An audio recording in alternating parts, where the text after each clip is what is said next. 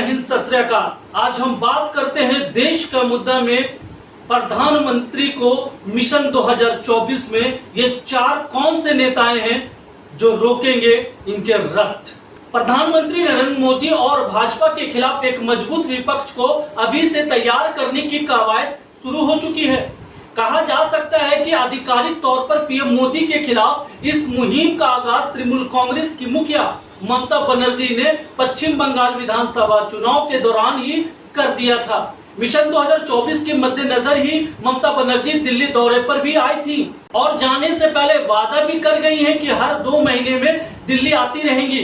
संयुक्त विपक्ष का गठजोड़ तैयार करने के लिए ममता बनर्जी ने कांग्रेस की अंतरिम अध्यक्ष सोनिया गांधी, राहुल गांधी और दिल्ली के मुख्यमंत्री अरविंद केजरीवाल से मुलाकात की।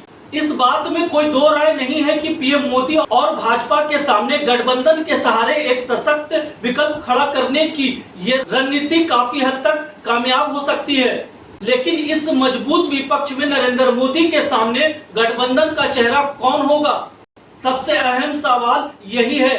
संयुक्त विपक्ष का यह गठबंधन जब बनकर तैयार खड़ा होगा, उस समय कौन पीएम पद को लेकर दावेदारी जताएगा, इसे लेकर अभी से कयास लगाना मुश्किल है। लेकिन विपक्ष के चेहरे के तौर पर 3 ऐसे नाम हैं जो तय माने जा सकते हैं। आइए जानते हैं वो कौन से चेहरे हैं जो मिशन 2024 के विपक्ष की ओर से चैलेंजर बनने का दमखम रखते हैं। चलिए सबसे पहले हम बात करते हैं राहुल गांधी के बारे में। केरल के वायनाड से सांसद राहुल गांधी कांग्रेस की ओर से भाजपा के खिलाफ एक परंपरागत चैलेंजर माने जा सकते हैं। 2014 के लोकसभा चुनाव के दौरान राहुल गांधी यूपीए गठबंधन में शामिल राजनीतिक दलों के अघोषित चेहरे के तौर पर विकल्प थे। वहीं 2019 के आम चुनाव में राहुल गांधी ने खुद आगे बढ़कर कांग्रेस की कमान संभाली थी और पार्टी की ओर से उनका नाम पहले ही घोषित किया जा चुका था। 2018 में हुए मध्य प्रदेश, राजस्थान और छत्तीसगढ़ विधानसभा चुनाव में कांग्रेस ने जीत दर्ज कर भाजपा को बुरी तरह से चौंका दिया था। वहीं उससे 1 साल पहले नरेंद्र मोदी के गढ़ गुजरात में कांग्रेस ने भाजपा को कड़ी टक्कर दी थी। कहा जा सकता है कि राहुल गांधी की जादू इन चुनावों में कांग्रेस के काफी काम आया था। राहुल गांधी इस समय कांग्रेस की अंदरूनी कलह से जूझ रहे हैं। उनकी ही पार्टी के कुछ नेताओं ने राहुल गांधी के खिलाफ मोर्चा खोल रखा है, लेकिन 2021 में राहुल गांधी एक अलग अवतार में नजर आ रहे हैं। उन्होंने पंजाब में कैप्टन अमरिंदर सिंह और नवजोत सिंह सिद्धू के बीच चल रहे सियासी घमासान का अपने अलग अंदाज वाला हल निकाला। एक बात और है जो पूरी तरह से राहुल गांधी के पक्ष में जाती है और वो ये है कि कांग्रेस का इकोसिस्टम बहुत मजबूत है। इसका अंदाजा इस बात से ही लग जाता है जब एनसीपी चीफ शरद पवार तीसरे मोर्चे की सुगबुगाहट के कुछ दिन बाद ही कांग्रेस की बिना किसी भी विकल्प की संभावना को नकारते हुए नजर आने लगते हैं। चलिए अब बात करते हैं दिल्ली के मुखिया अरविंद केजरीवाल के बारे में।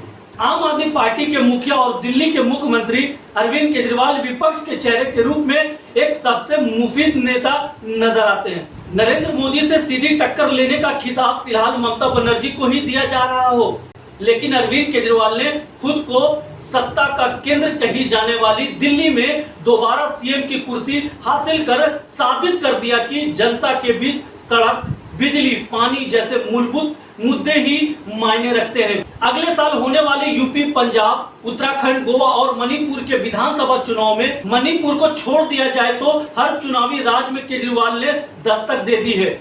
यूपी में अरविंद केजरीवाल सपा के साथ गठबंधन करने की कोशिश में लगे हुए हैं। पंजाब में पिछले विधानसभा चुनाव में कांग्रेस के सामने मुख्य विपक्षी दल के तौर पर स्थापित हो गए थे।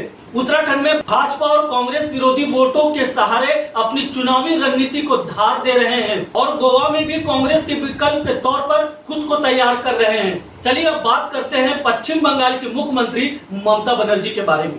पश्चिम बंगाल विधानसभा चुनाव में जीत के बाद विपक्ष की रणनीति का पावर सेंटर बन चुकी ममता बनर्जी प्रधानमंत्री पद के रेस में सबसे आगे नजर आती है। दरअसल बंगाल विधानसभा चुनाव के दौरान दीदी ने पीएम मोदी को और भाजपा को कद्दावर नेता की पूरी फौज से जिस तरह से अकेले दम पर चुनावी रण जीता, उससे देश के तमाम विपक्षी दलों में भाजपा के खिलाफ ममता बनर्जी की स्वीकार्यता को शिखर पर पहुंचा दिया।